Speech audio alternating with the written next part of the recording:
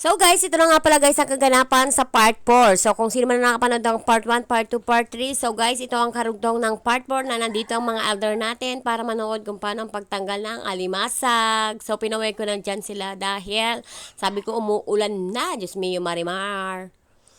So hi guys, a day in my life as a mother of content creator na nakatira sa tabing dagat. So guys, mga kamamshi, shoutout sa inyo guys, sa mga solid followers natin na mga nanonood. Dahil dito tayo ay mataas ng ating views. Thank you sa inyo. Thank you for watching everyone. Sa mga nag-share, maraming salamat.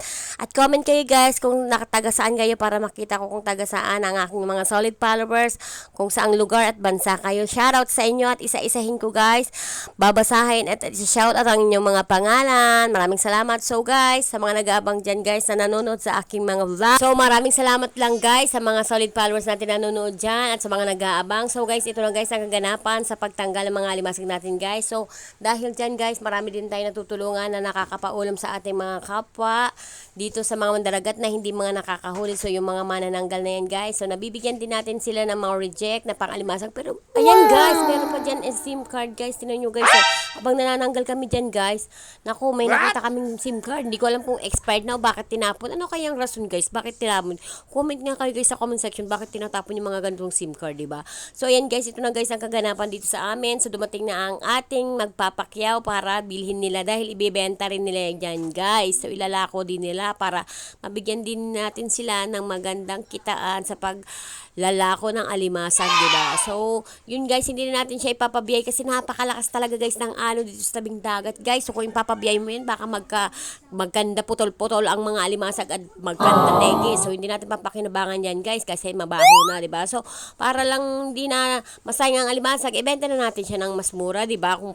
Kumpara sa dadalhin pa natin sa Pandawan, walang mangyayari, mapapamahal o mapapamura lang ang benta natin, hindi natin alam, sure, diba? Pero pag ganitong maulan, walang masyadong nalaot guys, panigurado mahal naman ang alimasag dyan guys. Umabot din ng 200 to 150 yan guys kasi wala talagang lumalaot pag ganito. Talagang pag mga lumalaot guys, ang mga maglalaot, naku, ang kalaban yan, alon, kidlat, ulan talaga. Sinasabi nga ng mga maglalaot, bahala na, mabuhay ko ng mga pamilya. Yan mga bukang bibig nila.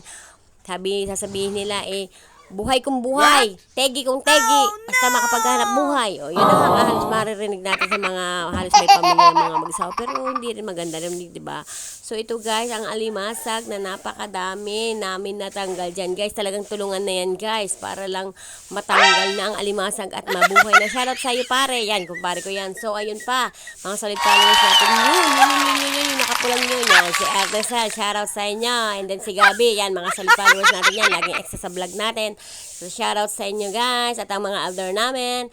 Shoutout sa inyo. So, ito ang kaganapan. Ayan, sa Ate Chelin yan guys. Yan ang bibili. Magpapakyaw sa alimasag natin para maibenta niya at may alok niya sa mga customer niya. So, ganun lang guys ang kaganapan dito lagi sa tabing dagat kapag tayo may huling alimasag. So, siguro 2-3 lang kami mga lumaot dyan ng asawa ko. Kaya kukonti lang din talaga ang mga nakahuling alimasag at kukonti lang ang mga nakahuli ng pangalimasag. Medyo, talaga, nakakatakot lang talaga yung alon pag ganito. Talagang halos mga maglalaot ng pang-alimasag. Wala talagang halos na laot kasi talagang nakakatakot ka naman talaga. Halos nang liliit guys ang mga bangka. Kung makikita nyo sa unang vlog ko, kung sino man nakapanood ng part 1, talagang liliit talaga ang bangka nyo, matatakpan ng alon. Talagang susugod sa alon na nakakatakot, diba? So sabi ko, uwi na nga ako dyan at kukuha ako ng kawali para makapagluto ng almasag. So goodbye. Thank you for watching.